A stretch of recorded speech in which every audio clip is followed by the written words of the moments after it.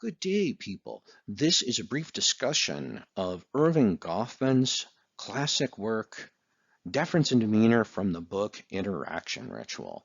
And I'm just going to set this up in terms of the test questions, but try to elucidate the concepts as I go through them. So, what is a rule of conduct, and what are the two ways rules of conduct impinge upon the individual? Well, Goffman defines it thus. He says a rule of conduct may be defined as a guide for action, right? A guide for action. And then he says recommended not because it's pleasant, cheap, or effective, right? No path of least resistance there, but because it's suitable or just, right? It's because somebody should or ought. A rule implies the sort of hortatory, persuasive influence on the individual. All right, rules of conduct impinge upon the individual in two general ways: directly as obligations, establishing how he is morally constrained to conduct himself, and indirectly as expectations, establishing how others are morally bound to act in regard to him, right? Always being sort of altercast into a role as we're a reflection of how others see us, as well as how we see ourselves. Obligations and expectations. What is the difference between symmetrical and asymmetrical rules of conduct? Goffman says, in dealing with rules of conduct, it's convenient to distinguish two classes, symmetrical and asymmetrical. A symmetrical rule is one which leads an individual to have obligations or expectations regarding others that these others have in regard to him, right? So like a handshake is a symmetrical.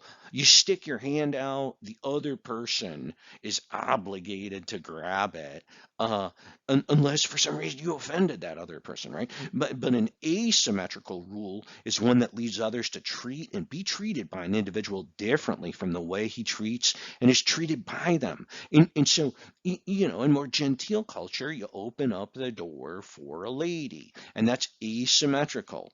Nowadays, that might even be perceived as sexist. Perhaps a better example is like a commanding officer doesn't have to salute, but the subordinate officer, right, the private or the lieutenant, he is obligated or she is obligated to salute the commanding officer. There's an asymmetrical rule there, right? And it has to do with, the basic power structure. What's deference? All right, key term here. By deference, Goffman says, I shall refer to that component of activity which functions as a symbolic means by which appreciation is regularly conveyed to a recipient of this recipient, or of something of which this recipient is taken as a symbol, extension, or agent. These marks of devotion represent ways in which an actor celebrates and confirms his relation to a recipient. So the recipient is the other. The deference is like how we display our respect or regard to the other. That's deference. Marks of devotion represent ways an actor celebrates and confirms his relation to, right? It displays symbolically the meaning of our relationship. What are avoidance rituals? Avoidance rituals as a term may be employed to refer to those forms of deference which lead the actor to keep at a distance from the recipient and not violate what symbolists called the ideal sphere that lies around the recipient. So the avoidance ritual, think of the aversion of gaze when a mom is breastfeeding her kid. And that is rude to stare. See, that is a good example of an avoidance ritual, right? There's a sort of ideal sphere when that mom is breastfeeding her kid that, I mean, it should be like a private situation, but it's not a private situation, I guess. And so the appropriate thing to do would, like another example would be we don't face each other on elevators, right? We avoid that form of contact. We avoid eye gaze. We avoid any form of touching to show a kind of right distance or deference to the other. It's an avoidance ritual. Right? So, presentation ritual has to do with a sort of prescription of what we're supposed to do in the interaction, right? So, Goffman says a second type term presentation rituals encompasses acts through which the individual makes specific attestations or claims to recipients concerning how he regards them and how he will treat them in the oncoming interaction. Rules regarding these ritual practices involve specific prescriptions, right? What are we supposed to do? Like, you walk in, you say good morning and hello. That's a sort of, right? It's a presentation ritual, not specific proscriptions, which have to do with what's not to be done. While avoidance rituals specify what is not to be done, presentation rituals specify what is to be done. What's the dilemma between avoidance and presentation rituals?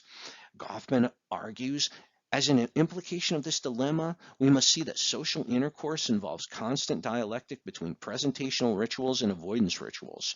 A peculiar tension must be maintained, for these opposing requirements of conduct must somehow be held apart from one another and yet realized together in the same interaction.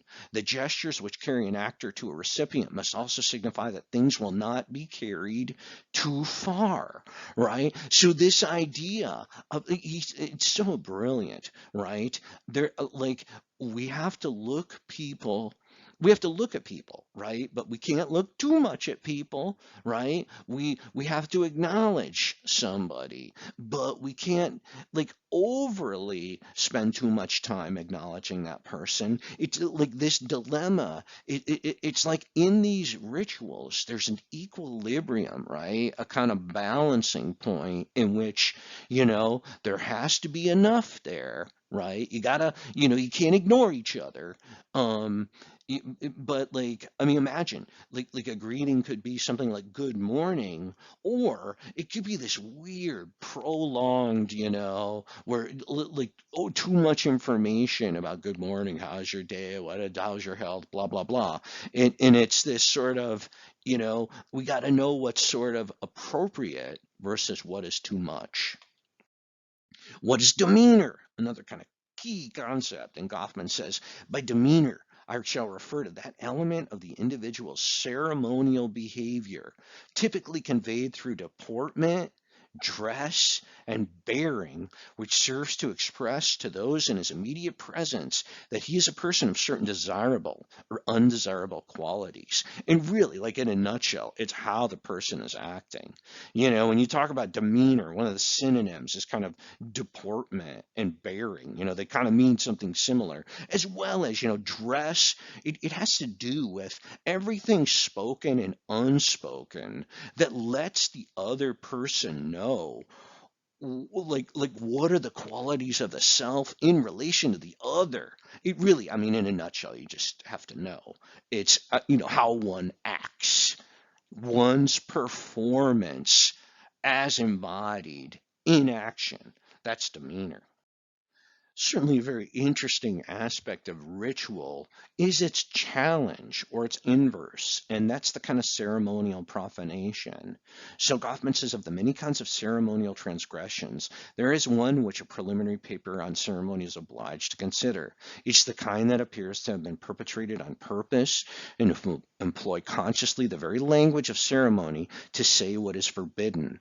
The idiom through which modes of proper ceremonial conduct are established necessarily creates ideally effective forms of desecration, for it is only in reference to specified proprieties or norms, stuff we're supposed to do, that one can learn to appreciate what will be the worst possible form of behavior.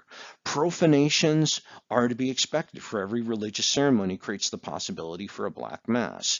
And so whenever you have this kind of rule that you're supposed to do this, somebody can always do the opposite and challenge that rule, no matter what it is. And that would be a kind of ceremonial profanation. So, I mean, I guess an example that's come up in the Black Lives Matter movement is